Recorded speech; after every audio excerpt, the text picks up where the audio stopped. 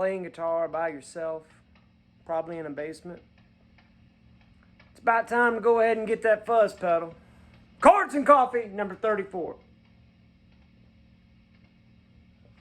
Not that you need all those conditions to get a fuzz pedal, but it takes the edge off. Who knows what I'm talking about? Comment below. Hey! So, the other day, a kid came in the store, and this is a son of a friend of mine. His name's Isaac, and great guitar player. Isaac, if you're watching this, Isaac Schneider. It was just a pleasure to see you the other day, and I'm so proud of you, and I just wanted to say this. This kid, for those of you watching, we crossed paths when he was 13. I've given him some lessons. He's taken lessons from a friend of mine, Jack Falby, as well as my buddy Jay Pilkington. And, you know, one thing that guitar players do, and, you know, this might be a quasi-hot take, but it just seems to me that guitar players just seem to create other guitar players. I mean, yes, it's hard for us to play together sometimes because we have such, you know, opinions, especially on tone and, you know, how we're going to play together. But, you know, guitar players, part of it is we tend to accumulate lots of guitars. And so you end up having somebody come over and you say, hey, pick that up. Let me show you something, which is what I'm going to talk to you today about. But the inspiration for this particular Chords and Coffee comes from just seeing young Isaac again and his band Freedom Spring. They were killing it, played the Ozark Empire Fair, and it's just cool to see you guys. So today we're going to talk about first things first. I'm going to talk to you about some things that you can teach somebody else. I'm going to show you the way that I teach it. You know, I'm even showing my boys this kind of stuff, and I'm going to give it to you exactly how I show them. And hopefully this will encourage you, you know, if you've got a friend or a spouse or a loved one or somebody that's in your life that doesn't play, this might help you, you know, encourage them to pick it up, because you can start this anytime. You don't have to be, you know, 13-year-old kid. And in fact, I want to encourage you right now. I've got a lot of friends that are in their 40s, 50s, 60s, 70s that are just picking up guitar for the first time. Way to go. That is awesome. Let me take a little bit of the pressure off. You know, I frequently use food as a metaphor for music, and it really is just about a perfect metaphor, and I'll tell you why. You know, I love to cook, but I have zero aspirations about becoming a professional chef, right?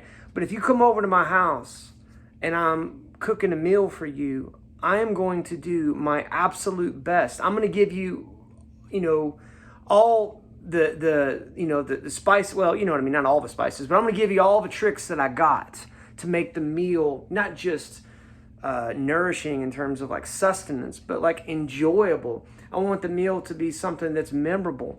And if we approach music that way, look, take the pressure off of making it big, getting a Grammy, and maybe, you know, trying to find some sort of slice of significance in your life. That music in its purest form should just be about expression and should be about connecting with people and building community, right? The same way it's like, you know, just be the best cook you can be the best guitar player you can be. And that in itself is enough. And sometimes you'd be surprised what kind of doors that'll open when you take the pressure off of, you know, trying to use this as your ticket to ride.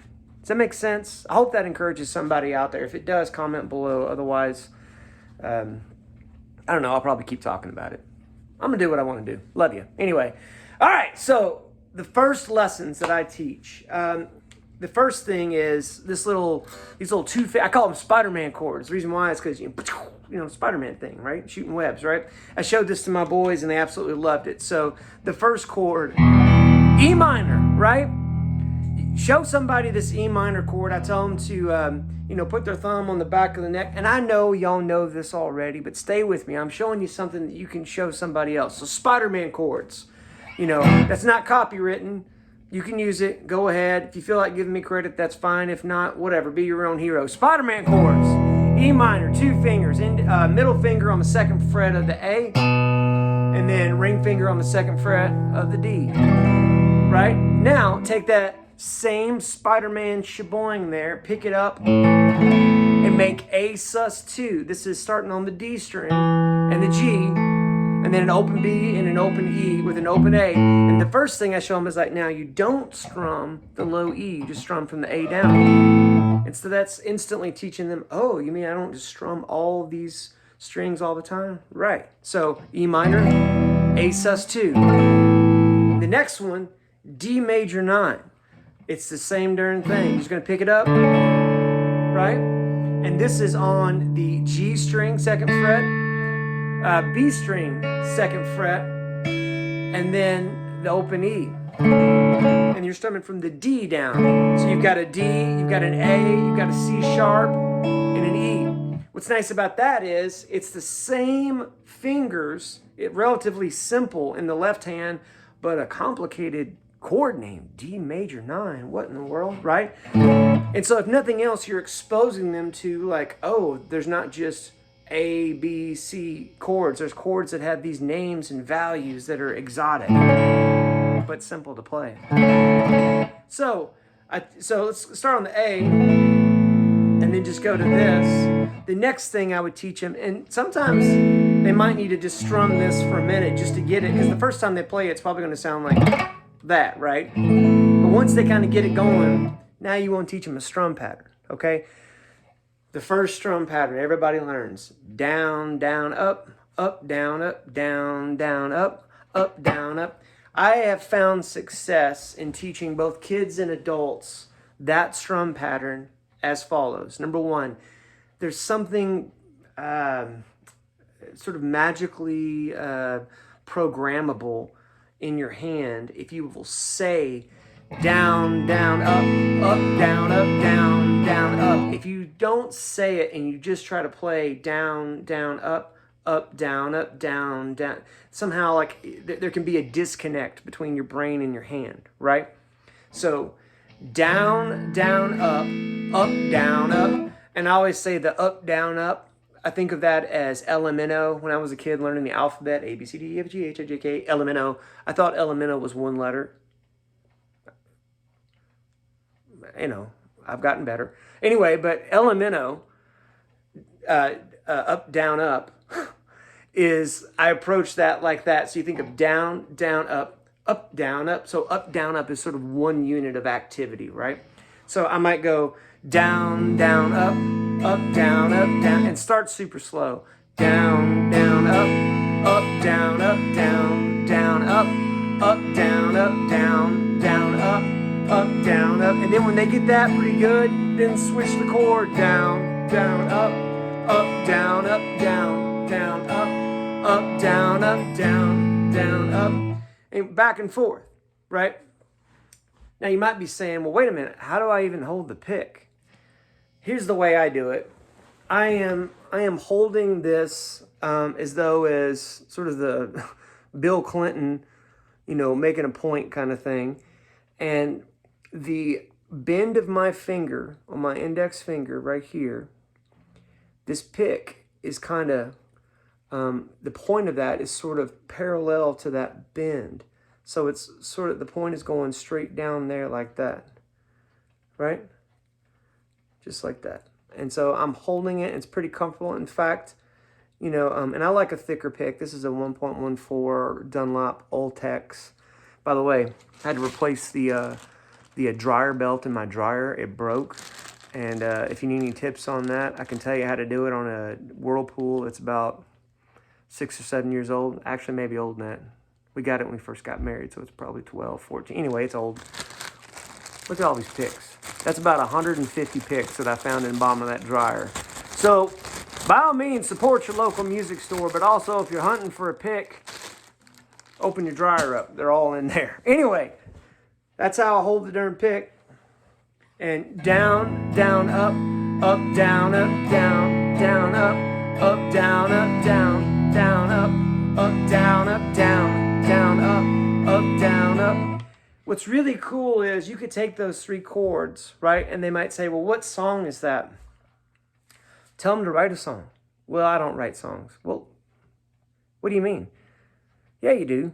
You can. It's easy.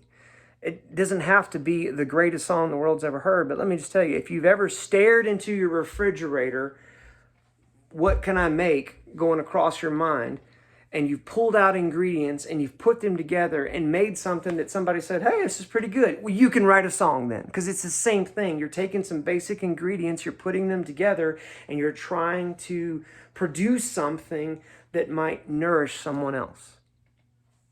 What a metaphor, right? So that's the first thing I teach. The second thing I would teach, once they get that, and by the way, they don't have to master that to move on to this next thing. The next thing is just this simple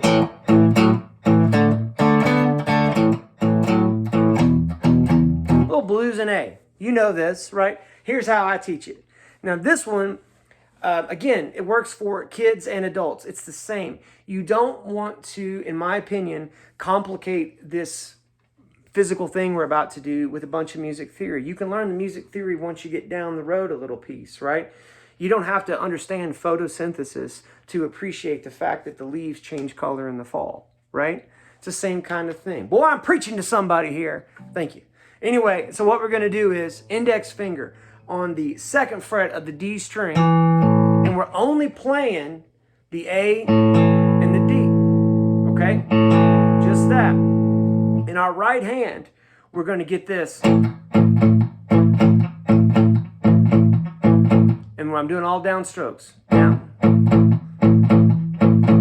And I would describe that as, it's sort of, think of that as a, you know, slow moving train, or a chug, chug, chug, chug, chug, chug, chug, chug, chug, these little eighth notes, right? And I would get that first, right? And actually, if you feel like that is already a daunting task for the person that you're showing that to, just do that for a second and just go from, and then go to the D and open D string with your index on the G of the 2nd fret.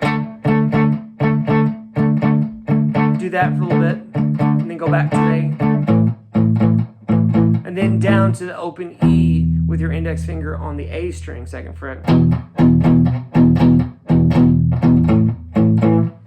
So you're learning 3 things. You're learning to move this, you're learning this rhythmic pattern, and you're also learning to take the kind of the fatty portion of your hand here and rest it right here on the bridge, and so you can find that.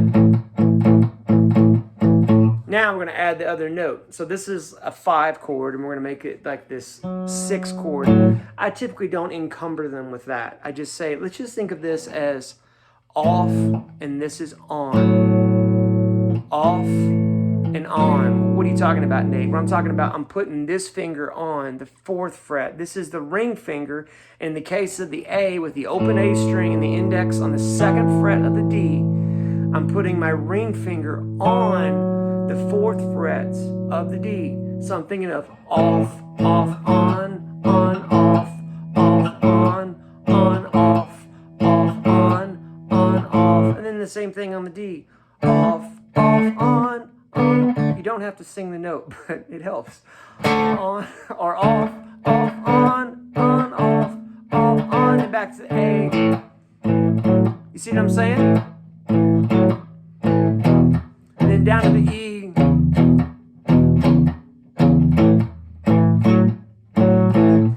The key is, as soon as they get anything that starts to sound like a bluesy progression, celebrate that. Celebrate the small victories. That is absolutely paramount. And keep them going. Stay with them. If they get it really quick, and then all of a sudden you start to, burn some, A minor pentatonic and F sharp minor pentatonic. If you're confused about that, go back to some of these pentatonic chords and coffee lessons. And if you don't want to do that, just comment below and I'll help you. All right? But show them those 2 things. So right there, there's 2 lessons. One with some major chords that are pretty. The focus is really getting the strumming in the right hand. And the other one is this blues thing. Now, if you like this and you want to see something else, I've got a really cool 2-finger, little 2-finger jump blues thing. I'll show you on the next lesson if you'd like me to. Just comment below and say, hey, show us that 2-finger jump blues kind of thing. Hey, listen, if there is someone in your life that you're good friends with, that you hang out with enough, or even like a spouse or a loved one, a kid, a relative, somebody that you're around a lot, show them how to play something on this guitar. you will be shocked at how much, well, it'll strengthen the community and the relationship that you already have, which is exactly what we're doing right here. You know how much I appreciate you guys. You get up on your Saturday morning and you watch this, or you take time out of your week to watch and comment. It means the world to me. I appreciate it. And if there's something that I can speak about, even if it's you just need encouragement, I'm happy to do it. I'm enjoying this. I hope you are too. We'll see you next week for another Chords and Coffee.